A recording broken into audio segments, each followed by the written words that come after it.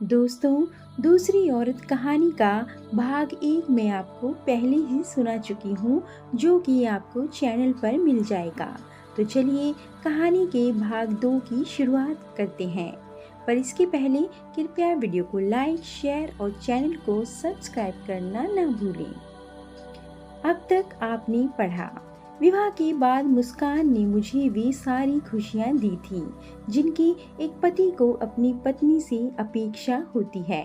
शादी के बाद के पहले 2 से 3 वर्ष बहुत अच्छे बीते।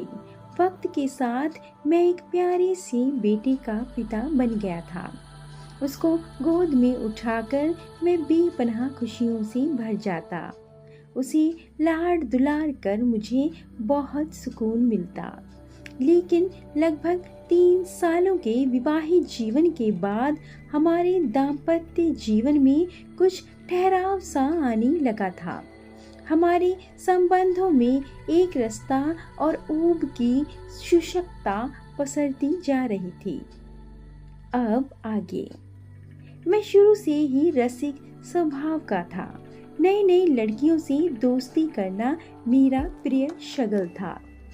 बेंगलोर में मेरा काफ़ी पुराना अच्छा खासा साड़ियों का शोरूम था। मुझे व्यापार के लिए अधिक समय नहीं देना पड़ता था। पुराने कर्मचारी मेरी दुकान बहुत अच्छी तरह से संभाल रहे थे। बेंगलोर के अलावा मैसूर में भी मेरा साड़ियों का एक बड़ा शोरूम था, सो मैं सप्ताह में एक बार मैसूर जरूर जाया करता था। वहाँ कई लड़कियाँ मेरी मित्र थी। मैसूर में एक दोस्त के यहाँ मेरा परिचय एलिजा नाम की एक क्रिश्चियन जाति की लड़की से हुआ था। पहली ही नज़र में वह लड़की मेरी निगाहों में चढ़ गई थी। उससे पहले मैं जितनी लड़कियों के संपर्क में आया वे सब महज कागजी गुड़ियाएं थीं, जिनके जीवन का उद्देश्य सिर्फ मौज मस्ती तथा सैर सपाटा हुआ करता था। लेकिन एलिजा बेहद जिंदा दिल और बिंदास होने के साथ साथ मानसिक रूप से बहुत परिपक्व थी। वह कभी अर्थहीन बातें नहीं करती थी। उसका व्यक्तित्व बहुत प्रभावशाली था। एक दिन बातों ही बातों में एलिजा ने मुझे बताया कि वह एक अच्छी नौकरी की तलाश में है, क्योंकि वह कंपनी जिसमें वह काम कर रही थी उसकी मैसूर की शाखा बंद होने वाली थी। एलिजा ने जैसे ही मुझे यह बताया, मैंने उसे अपनी मैसूर वाले साड़ी के शोरूम में मैनेजर के पद पर रख लिया था। अब जैसे जैसे मैं उसके संपर्क में आ रहा था, मेरा उसके प्रति खिंचाव बढ़ता ही जा रहा था। दूसरी लड़कियां जहां मेरी अमीरी और आकर्षक व्यक्तित्व की वजह से मेरे आसपास तितलियों की तरह मंडराया करती थी, वहीं एलिजा मुझसे पर्याप्त दूरी बनाए रखती, जिसकी वजह से मैं उसकी ओर शिद्दत से खिंचता जा रहा था। इधर उसकी ओर मेरे खिंचाव का एक कारण और था। एलिजा के नाम कई एकड़ जमीन थी। अगर मैं एलिजा से रिश्ता कायम कर लेता तो मैं उसकी जमीन का मालिक बन जाता। सो जमीन के लालच में मैं उससे रिश्ता कायम करना चाहता था और एक दिन मुझे वह मौका मिल गया जिसकी मुझे चाहत थी। उस दिन एलिजा मेरे पास बहुत खराब मूड में आई और मेरे कुरीदने पर रो पड़ी। मुझसे बोली, मेरे भाई बहुत जल्लाद हैं। हम क्रिश्चियन में माँ परिवार की मुखिया होती है। बेटियां वंश आगे चलाती हैं। बेटियों को ही माँ की ज़मीन जायदाद मिलती है।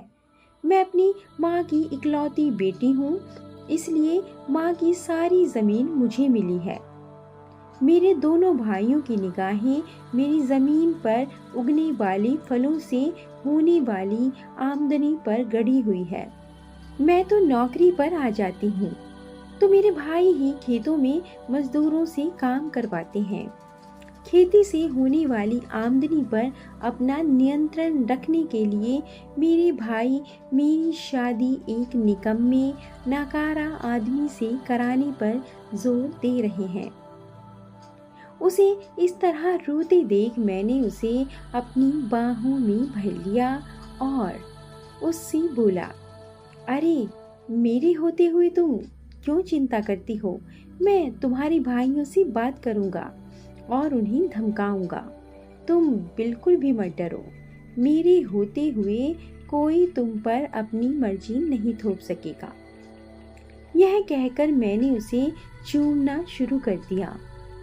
तब एलिजा ने मेरे चंगुल से छूटने के लिए बहुत हाथ पांव मारे, लेकिन उस दिन मेरे ऊपर उसका नशा इस कदर हावी हुआ था कि मैंने उसकी एक ना सुनी और आखिरकार कुछ प्यार और कुछ जोर जबरदस्ती करते हुए मैंने उसे आत्मसमर्पण करने पर विवश कर दिया। उस दिन मैंने महसूस किया कि मेरी इस जबरदस्ती से एलिजा बहुत अधिक नाराज नहीं थी। धीरे धीरे वह मुझे दिलो जान से चाहने लगी थी। एलिजा के शौक बिंदास व्यक्तित्व के सामने मुस्कान का सीधा साधा व्यक्तित्व मुझे नीरस लगने लगा था। एलिजा बातें करने में इतनी वाक्य पटु थी कि मामूली बात को भी वजनदार और आकर्षक बनाकर सामने रखती। मुझे उससे महज बातें करना बहुत अच्छा लगता था। अब व्यापार के काम के बहाने मैं हफ्तों एलिजा के घर पड़ा रहता था। धीरे धीरे मैसूर के साड़ियों के शोरूम की पूरी बागडोर उसने अपने हाथों में ले ली थी। इधर मुझे यह खुश ख्याली भी रहने लगी कि एलिजा की सारी ज़मीन अब मेरी है। मैं ही उसका असली मालिक हूँ। एलिजा से मेरे संबंधों की खबर मुस्कान और मेरे परिवार वालों को लग गई थी, जिसकी वजह से मुस्कान बहुत दुखी रहने लगी थी। मैं जब भी घर जाता वह मुझसे कहती, देखो तुम क्यों उस युवती को इतनी अहमियत दे रहे हो? क्या मुझे और मेरे बेटे को तुम्हारा साथ, तुम्हारा वक्त नहीं चाहिए? आज तुम मानो या ना मानो, पर देखना एक दिन वह औरत तुम्हारा साड़ियों का शोरूम हड़प लेगी।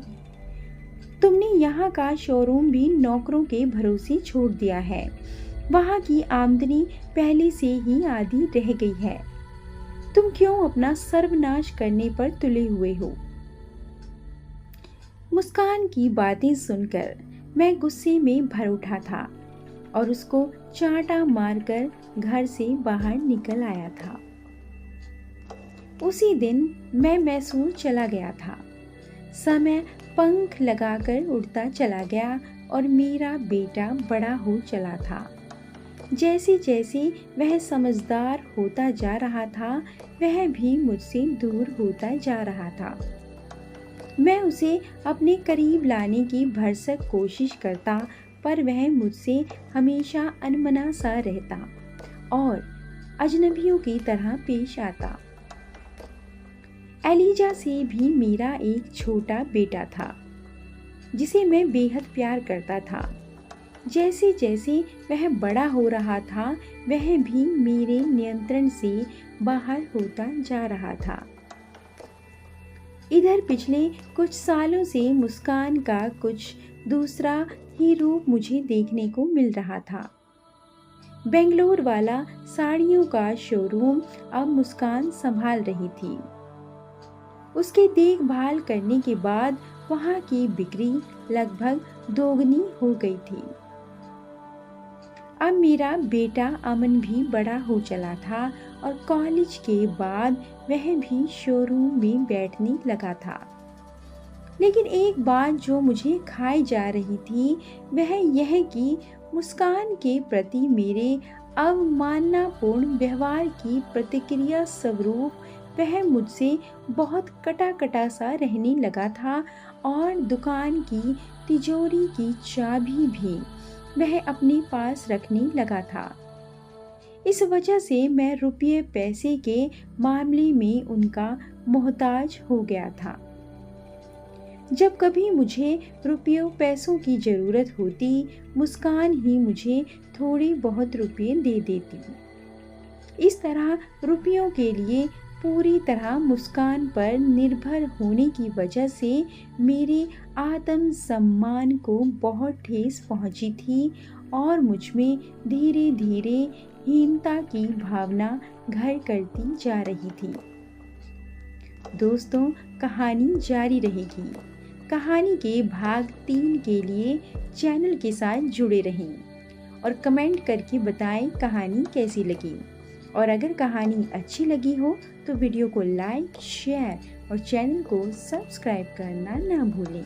धन्यवाद।